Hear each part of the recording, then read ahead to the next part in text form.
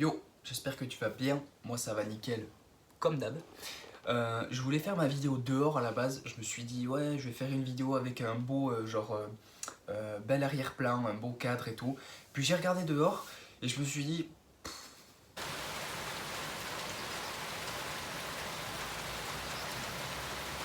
non en fait je vais faire dedans. Donc voilà, je m'étais dit sinon me mettre dos à la fenêtre tu vois et avoir... parce qu'il y a des plantes si tu veux devant chez moi. Mais bon, il y allait avoir le bruit des voitures qui passent et tout. Et ce que j'ai à dire, c'est plus intéressant que le cadre. Donc, je favorise ce que j'ai à dire au cadre. Voilà, bref. Je me suis pris des notes parce que je vais te parler du deload.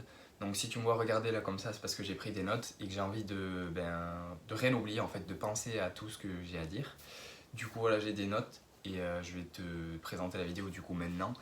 Donc en gros, j'ai fait cette semaine, j'ai fait un deload et je trouvais pas intéressant de te mettre mes entraînements etc comme je le faisais dans mes semaines passées parce que c'est des poids différents et tout, genre plus bas et les entraînements ne sont pas intensifs du tout, c'est le but d'un deload et du coup je préférais te montrer ça comme ça en te parlant directement, comme ça je pouvais t'expliquer en fait tout ce que j'ai à te dire sur le sujet et ça pourra peut-être t'aider normalement.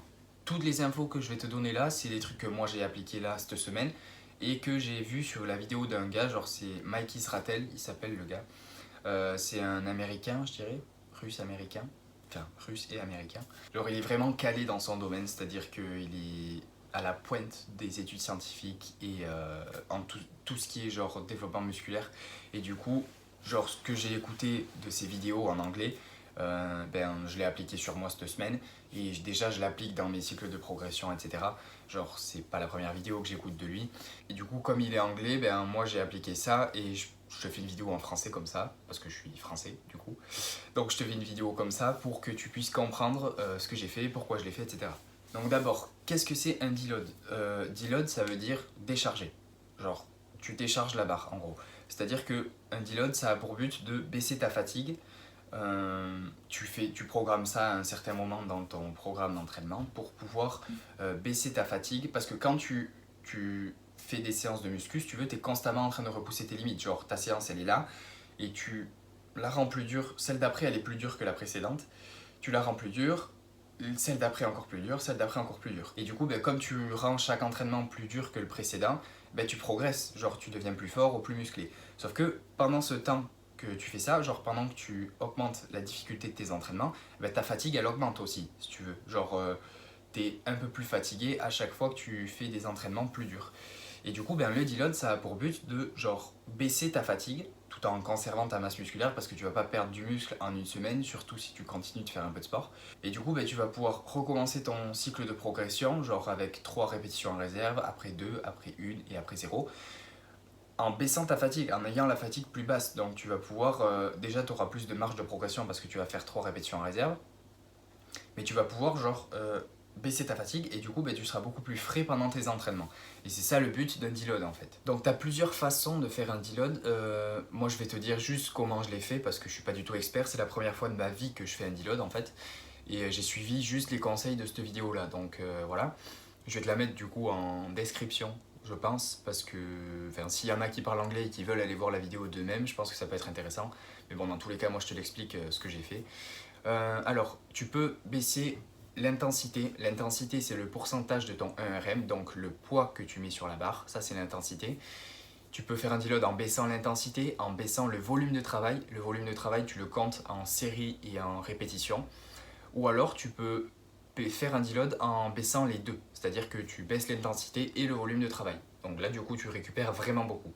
Réduire l'intensité et le volume de travail, et ou le volume de travail, ça a pour but de baisser ta fatigue. Donc, comme je t'ai dit, baisser ta fatigue, ça va t'aider du coup pour tes prochains cycles de progression à pouvoir être plus frais et puis à tout simplement ne pas te blesser et à donner une chance à tes muscles de vraiment bien récupérer pour pouvoir leur mettre un nouveau stimulus en fait. Donc ça fait vraiment, c'est une partie importante du processus de la construction musculaire, tu vois. Genre, on va pas, c'est pas possible d'être tout le temps à fond. Genre, le truc no pain, no gain, où tu fais tout le temps des répétitions max, où t'es là.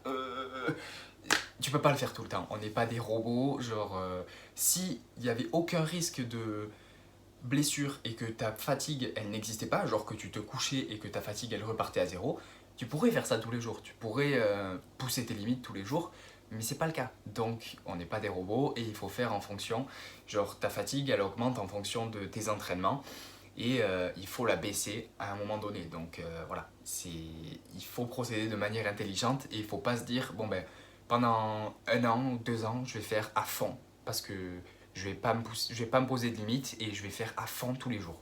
C'est pas possible parce que, genre, même moi qui commence à avoir des charges, on va dire, relativement lourdes par rapport à mes capacités, tu vois. Genre, j'ai jamais eu des charges aussi lourdes, si tu veux, parce que je me suis jamais entraîné aussi sérieusement. Et quand j'ai fait du squat, genre 9 répétitions avec 110 kilos et que la dernière répétition, genre, elle était vraiment dure, les jours d'après, j'étais rincé. C'est-à-dire que j'étais vraiment pas bien. Genre, je pouvais pas faire quoi que ce soit. J'étais fatigué, tu vois. Et la fatigue, elle augmente en fonction de tes répétitions, de tes cycles de progression, si tu veux, de tes semaines d'entraînement, etc. Donc, à un moment donné, il faut la baisser. Ensuite, du coup, pourquoi je fais un deload? Donc, comme je t'ai expliqué, le deload, ça a pour but de baisser ta fatigue. Donc, pourquoi j'en fais un? Ben, pour baisser la fatigue. Voilà, j'ai jamais fait vraiment un deload, alors que ça fait 1 an que je m'entraîne sérieusement. Genre, j'ai repris au mois d'août de l'an dernier à m'entraîner sérieusement. Et du coup, là, ça fait plus d'1 an que je m'entraîne vraiment sérieusement, où je suis tous mes entraînements, je note tous mes entraînements et je regarde ma progression en fait. Et du coup, ben, j'ai tous mes entraînements de noter.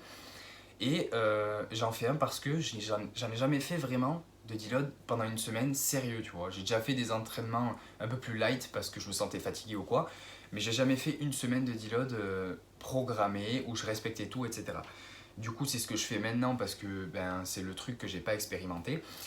Et il y a des marqueurs qui m'ont indiqué comme quoi ben, mon training, il n'était pas là où il devait être, tu vois. Genre, c'est-à-dire que cette semaine, par exemple, enfin la semaine dernière, tu vois, j'ai fait 75 kilos au développé couché avec... j'ai fait 7 répétitions alors que c'était mon maximum là, à cette période-là. Genre, ce jour-là, c'était mon maximum, 7 répétitions. Alors qu'il y a 2 mois, en sèche, j'ai fait 75 kilos, 9 répétitions. Donc, c'est pas logique parce que là, ça fait 2 mois quasiment que je suis en surplus calorique et que je devrais avoir beaucoup plus d'énergie. Je pèse plus lourd qu'il y a 2 mois quand j'étais en fin de sèche et j'ai fait une perf moins bonne alors que j'ai plus d'énergie, je pèse plus lourd, je suis censé être plus fort. Et le seul facteur que j'ai pas pris en compte en fait dans tout ça, c'est la fatigue. C'est-à-dire que je suis peut-être en surplus calorique, je suis en surplus calorique, je suis reposé parce que je dors bien, je suis pas stressé parce que j'ai un mode de vie qui est absolument pas stressant, tu vois, je suis cool dans ma vie. Je mange bien, je m'hydrate bien, je récupère bien. Normalement, tout devrait se passer correctement, mais genre mes perfs ne sont pas là où elles devraient être parce que ma fatigue est trop élevée, je pense. Donc c'est pour ça que je fais un deload en fait. Bon alors, comment j'ai fait? Comment j'ai fait ce deload? Bon, je pense qu'il y a plusieurs façons de faire un deload, mais moi je vais te dire comment je l'ai fait, comment je l'ai fait et qu'est-ce que j'ai appliqué de cette vidéo en fait. Donc, la semaine, je l'ai découpée en 2 parties. Moi, je fais 6 entraînements par semaine. Du coup, ben, les 3 premiers entraînements, j'ai fait genre un deload de volume. C'est-à-dire que, comme je t'ai expliqué en début de vidéo, tu peux deload l'intensité ou le volume, ou les deux. Et le volume, en fait, je l'ai deload, c'est-à-dire que j'ai fait, pour le développé couché, j'ai gardé 75 kilos et j'ai fait 2 séries au lieu de 4 séries. Donc, tu divises par 2 déjà le volume. Et j'ai fait 4 répétitions au lieu de 8 répétitions. Donc, tu divises le volume par 4 en fait. C'est-à-dire que la fatigue, là, elle va vraiment baisser par rapport à ça, mais le poids sur la barre est resté le même que la semaine dernière. Donc ça, c'était pour le développé couché, mais j'ai fait ça pour tous les exercices des 3 premiers jours. Donc j'ai fait ça aussi pour le squat, pour les tractions, enfin vraiment pour tous les exos. Et pour les exos de la deuxième partie de semaine, en fait, genre j'ai baissé l'intensité et le volume. Donc pour le soulevé de terre, par exemple, au lieu de 142 kg la semaine dernière avec 12 répétitions, 8, 8, 6, j'ai fait 100 kg, 6 répétitions et 5 répétitions. Tu vois, j'ai divisé le volume par 4 parce que j'ai fait 2 séries au lieu de 4 et j'ai fait la moitié des répétitions et avec une charge plus basse. Donc en gros, genre c'est vraiment de la récupération active, c'est-à-dire que je vais clairement pas être fatigué avec ce que j'ai fait et par rapport à mes capacités et à ce que j'ai l'habitude de faire, genre c'est vraiment léger comme travail, tu vois. Donc normalement ça devrait vraiment m'aider à récupérer correctement. J'ai fait ça pour tous les exercices de la deuxième partie de semaine parce que je veux vraiment récupérer et c'est ce que le mec préconisait de faire en fait. Donc je suis ce qu'il a préconisé parce qu'il a l'air d'être beaucoup plus expérimenté que moi. Donc voilà. Et donc voilà, donc comme je te le dis, j'expérimente. C'est-à-dire que c'est la première fois de ma vie que je fais un deload comme ça. Le mec dont j'ai suivi les conseils, il sait vraiment de quoi il parle. Beaucoup plus que moi du coup, parce que je suis pas du tout expérimenté dans le domaine. Donc j'expérimente ce que je fais. Non, ça veut rien dire ça. Donc j'expérimente ce que j'apprends. Voilà, ça c'est plus français. Et je te le partage parce que je documente à chaque fois tout ce que je fais. Donc je te partage ce que j'expérimente. Là je te le dis et je te l'ai déjà dit et je te le répéterai de toute façon, je suis absolument pas un expert dans ce domaine. J'apprends constamment en fait et j'en apprends tous les jours et du coup je le teste sur moi en fait pour pouvoir te le documenter et pour voir si dans 3, 4, 6 mois, un an, je regarderai ce que j'ai fait, je me dirai bon mais ça c'était bien, ça c'était pas bien, il y a des trucs que je peux encore améliorer, etc. Le but de la chaîne en fait c'est de te montrer ce que je fais et pourquoi je le fais. Et je suis pas un expert mais juste je te montre ce que je fais pour si je peux t'aider en fait à te montrer quelque chose que je fais et qui marche, ce sera cool tu vois parce que j'aurais transmis quelque chose à quelqu'un. Et je trouve ça hyper bien, plutôt que juste de le faire dans mon coin, ça m'enrichira personnellement, tu vois, mais si je peux aider des gens au passage, c'est parfait, tu vois. Tu vois, avant, genre, je savais même pas ce que c'était un deload, je faisais tous mes entraînements à chaque fois plus durs que les précédents, et je progressais parce que, quand t'es débutant dans quelque chose, tu peux juste progresser, genre, si t'es une brêle à un truc, tu peux pas être plus une brêle, tu vois, genre, surtout à la muscu. Tes muscles, même si tu fais n'importe quoi, et ça, il y a beaucoup de gens qui font n'importe quoi, tu peux devenir solide si tu fais n'importe quoi suffisamment longtemps. Donc c'est pas parce que quelqu'un est costaud qu'il est forcément bon dans ce qu'il fait, surtout dans la muscu, tu vois, parce que t'as la génétique qui joue une énorme partie du travail. Mais genre tu peux faire n'importe quoi, si tu le fais suffisamment assidûment, genre que t'es discipliné, tu vas devenir costaud. Tu vois, même si tu fais n'importe quoi. Mais bon, bref, c'est pas le sujet de la vidéo. Le sujet, c'était le deload. Donc voilà, je pense que je te l'ai suffisamment bien expliqué. J'espère que je te l'ai suffisamment bien expliqué. Je regarde mes notes vite fait. Donc je sais pas tous les combien il faut faire un deload. Genre, tu fais ton cycle de progression. Est-ce qu'il faut faire un deload à chaque fin de cycle de progression ou pas? J'en ai aucune idée parce que c'est la première fois que j'en fais un du coup. Et par exemple, un bon indicateur, je pense que tu devrais faire un deload ou pas, c'est si par exemple tu fais un cycle de progression et on va dire que tu finis ton cycle de progression donc avec 0 répétition en réserve, c'est le plus dur, et tu fais 10 répétitions à 100 kg au squat. Tu vois, c'est ta base, tu sais que tu fais ça quand tu es à 0 répétition en réserve.